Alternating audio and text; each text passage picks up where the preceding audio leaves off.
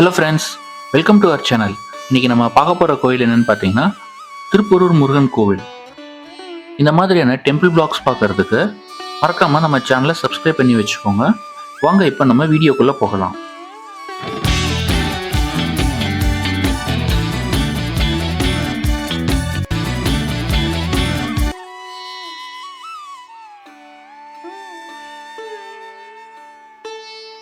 திருப்போரூர் முருகர் கோயில் பார்த்தீங்கன்னா சென்னையிலிருந்து மகாபலிபுரம் போகிற வழியில் அமைஞ்சிருக்கு. திருப்போரூர் பார்த்தீங்கன்னா முருகருடைய தெய்வீக வீரத்தை வெளிப்படுத்திய இடம்னு சொல்றாங்க. முருகர் ஆகாய மார்க்கமா போர் புரிஞ்சதால இந்த ஊருக்கு திருப்போரூர்னு பேர் வந்துச்சு.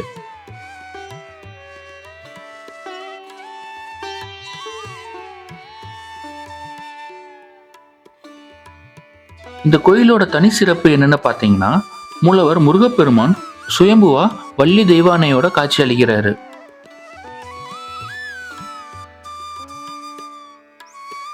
இங்க மூலவருக்கு அபிஷேகம் பண்ண மாட்டாங்க, உற்சவருக்கு தான் அபிஷேகம் அர்ச்சனை எல்லாம் பண்ணுவாங்க. இங்க சிதம்பர சுவாமிக்கு தனி சன்னதி உண்டு.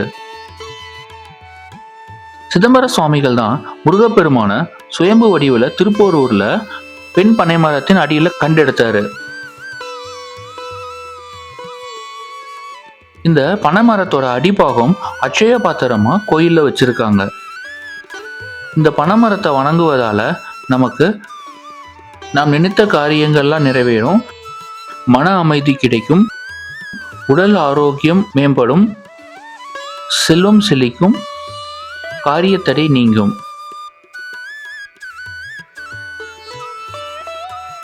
இந்த கோயிலோட மற்றொரு தனி சிறப்பு என்னன்னு பார்த்தீங்கன்னா முருகப்பெருமான் சண்டிகேஸ்வரர், விநாயகர், சிவபெருமான் ஆகியோருடன் சேர்ந்து அருள் புரிகிறார்.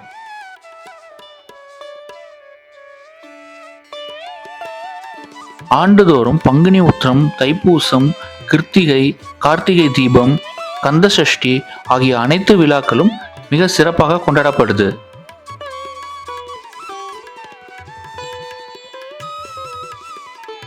இங்க ஸ்தல விருட்சமா இருக்கிறது வன்னி மரம். குழந்தை பாக்கியம் கிடைக்கணும்னு வேண்டிட்டு தொட்டில் கட்டி 3 முறை இந்த மரத்தை சுத்தி வந்தா சீக்கிரம் குழந்தை பாக்கியம் கிடைக்கும்னு நம்பிக்கை இருக்கு.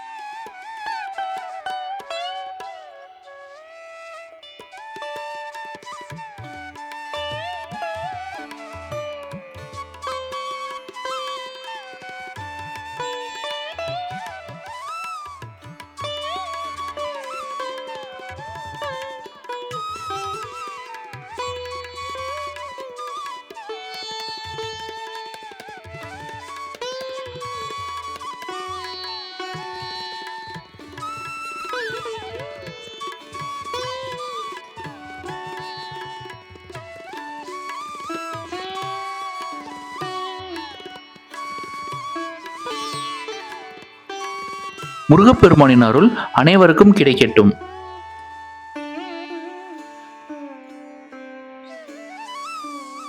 இந்த வீடியோ உங்களுக்கு பிடிச்சிருக்கும்னு நினைக்கிறேன். மறக்காமல் நம்ம சேனலை சப்ஸ்கிரைப் பண்ணி வச்சுக்கோங்க. அப்போ தான் நாங்கள் போடுற அடுத்தடுத்த வீடியோஸ் உங்களுக்கு நோட்டிஃபிகேஷனில் வரும். Until then, it's bye from உங்கள் ஆனந்த்.